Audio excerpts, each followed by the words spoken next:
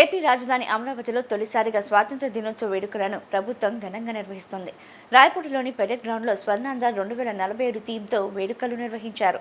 రాజధానిలో జరుగుతున్న 80వ స్వాతంత్ర్య దినోత్సవ వేడుకలకు ముఖ్యమంత్రి చంద్రబాబు నాయుడు హాజరై జాతీయ జెండాను ఆవిష్కరించారు. సీడ్ యాక్సెస్ రోడ్డు మీదుగా స్వాతంత్ర్య దినోత్సవ వేడుక జరిగే వేదిక వద్దకు సీఎం కాన్వాయ్తో బుల్లెట్ ఎస్కాట్ చేరుకుంది. ఈ సందర్భంగా సీఎంకు డీజీపీ హరీష్ కుమార్ గుప్తా ఇతర ఉన్నతాధికారులు స్వాగతం పలికారు. ఆపై జాతీయ పతాకాన్ని ఎగరవేసి వందనం సమర్పించారు.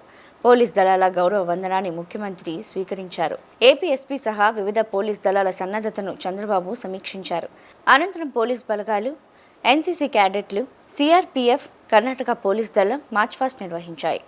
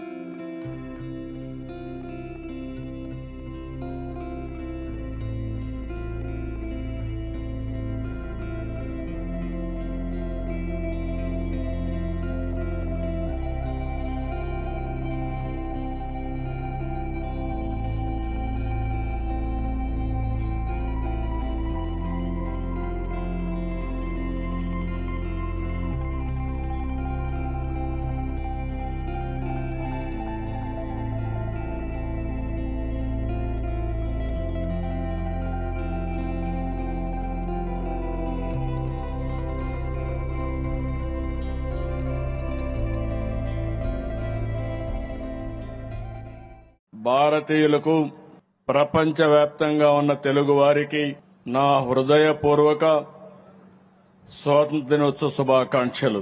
జాతీయ జెండా కింద నిలబడ్డాం.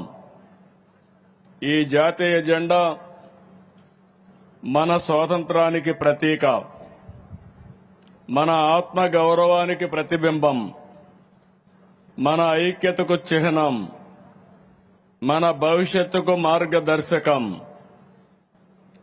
90 ఏళ్ల పోరాట ఫలమే స్వాతంత్రం. మనకు స్వాతంత్రం తేలిగ్గా రాలేదు, ఒక్క రోజులో రాలేదు, ఒక్కరి పోరాటంతో రాలేదు.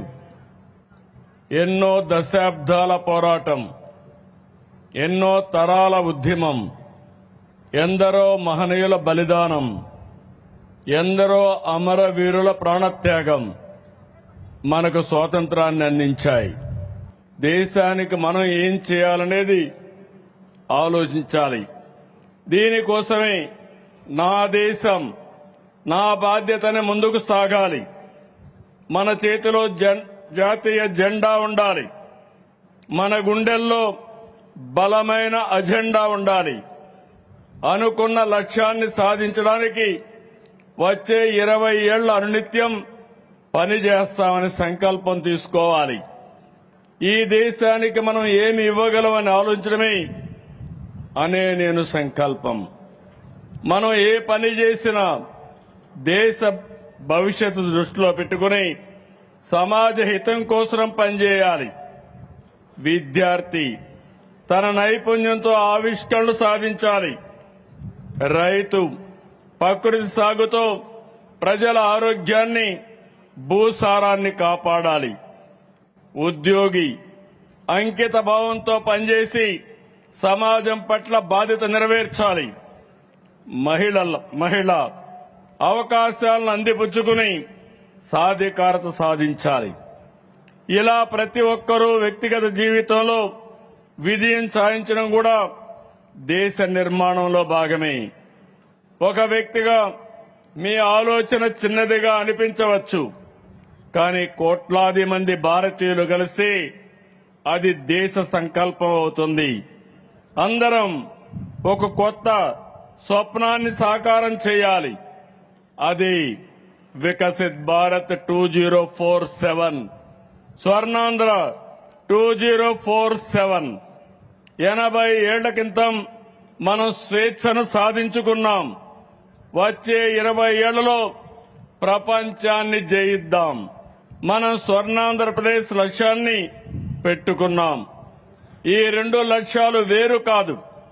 వికసిత్ భారత్కు బలమైన రాష్ట్రం, స్వర్ణాంధ్రకు బలమైన దేశం కావాలి.